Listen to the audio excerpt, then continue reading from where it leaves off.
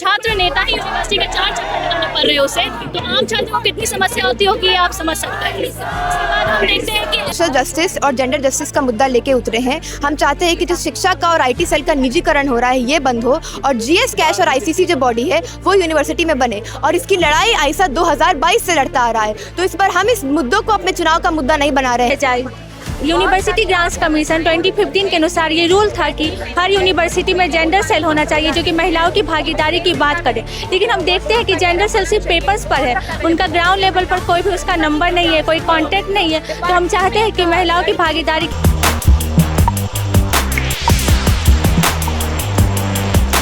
नमस्कार, मेरा नाम है कुणाल और आप वॉइस ऑफ देख रहे। देखिए पटना यूनिवर्सिटी में मौजूद है। आपको बता दें कि यहाँ पे आज नॉमिनेशन का आखिरी दिन है और लगातार जो कैंडिडेट है वो नॉमिनेशन करने के लिए पटना यूनिवर्सिटी पहुँच रहे हैं। अभी आईसा के लोग मौजूद है। आपको बता दें कि किस तरह से देखिए पूरे तौर तरीके से झंडे लेकर के, ढोल लगाने लेकर के जो है नॉमिनेशन करने के लिए पटना यूनिवर्सिटी में दाखिल हो चुके हैं। साफ तौर पर बातचीत करेंगे क्या कुछ मुद्दे हैं आप लोगों की, किस वजह से वोट करेंगे, लोग भरोसा आप लोग क्यों करें, जो छात्र भरोसा क्यों करें?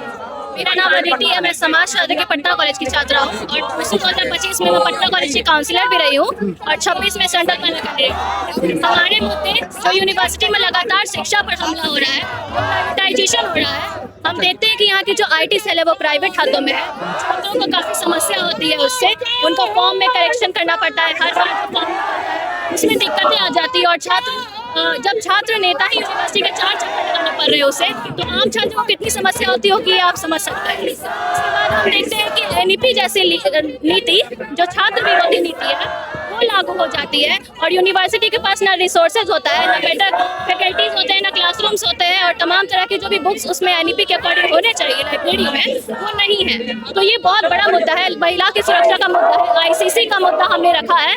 हम लोग इस बार लड़ रहे हैं सोशल जस्टिस और जेंडर जस्टिस के मुद्दों पर और आईसीसी और जीएस के मुद्दों पर मजबूती से खड़े हैं। आप जो बात कर रही हैं वो कैंपस को लेकर के है, प्रोफेसर को लेकर के, सेशन को लेकर, लेकिन वुमेन सेफ्टी को लेकर के क्या कुछ आप लोगों की रणनीति है? जिस तरह से लड़कियां बोलती हैं कि हम पटना कॉलेज में जो है कैंपस में नहीं घूम सकते, ऐसे उनकी सुरक्षा की कोई जिम्मेवारी नहीं, तो आप लोग कैसे करेंगे? हमारा जो मुद्दा जैसा मैंने बताया कि सोशल जस्टिस और जेंडर जस्टिस पे है। जेंडर में हम देखते हैं कि आईसीसी जैसी कमेटी यहाँ पर नहीं है। यूजीसी के अकॉर्डिंग ये नीति 2012 में ही आ गई थी, लेकिन हमारी यूनिवर्सिटी में ये नहीं हुआ है। आईसीसी इंटरनल कंप्लेंट कमेटी जो हर डिपार्टमेंट से एक रिप्रेजेंटेशन होना चाहिए था वो यहाँ नहीं है। हमने मुद्दे रखे हैं और इस पर मजबूती से खड़े हैं। जीएस कैश जैसी कमेटी यहाँ पर डीएक्टिवेटेड है, नहीं है, उस पर हम लोग मांग कर रहे हैं। लोग आयशा पे जो छात्र भरोसा कैसे करें, आप लोगों की क्या बातें हैं? इस बार हम सोशल जस्टिस और जेंडर जस्टिस का मुद्दा लेके उतरे हैं। हम चाहते हैं कि जो शिक्षा का और आईटी सेल का निजीकरण हो रहा है ये बंद हो और जीएस कैश और आईसीसी जो बॉडी है वो यूनिवर्सिटी में बने, और इसकी लड़ाई आईसा 2022 से लड़ता आ रहा है। तो इस बार हम इस मुद्दों को अपने चुनाव का मुद्दा नहीं बना रहे हैं, चुनाव को ही इन मुद्दों का मंच बना रहे हैं, क्योंकि इसकी लड़ाई जब हम लड़ ही रहे हैं, चुनाव में हम और साझा होना चाहते हैं और हम चुनकर उस सेनेट की मीटिंग में बैठना चाहते हैं जहाँ राज्यपाल ठेके पर टेंडर दे देता है प्राइवेट कंपनियों को, जहां महिलाओं के साथ बदतमीजी होती है, वहां चढ़ के बोलना चाहते हैं। बिल्कुल।